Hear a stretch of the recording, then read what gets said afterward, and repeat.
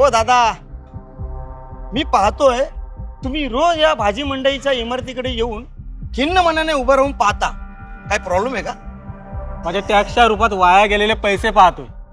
पालिकेने ही इमारत बांधली कशासाठी? तर भाजी मंडईसाठी.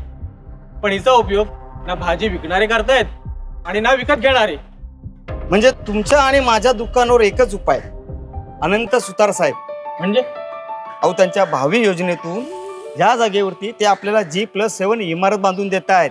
अंडरग्राऊंड पार्किंग, साधारण 200 गाड्या बसतील इतकी आपल्याला जागा उपलब्ध करून देत आहेत. त्याच्यावरती 2 मजली पार्किंग व 2 प्रशस्त लग्नाचे हॉल बांधून देत आहेत.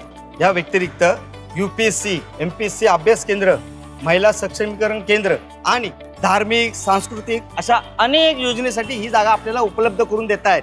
अरे वा, मग आपलं ठरलं. आपलं मत अनंत सुतार साहेबांना.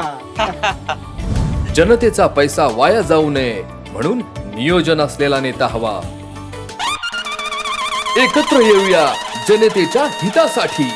अनंत सुतार साहेबांना निवडूया आपल्या प्रभागाच्या विकासासाठी.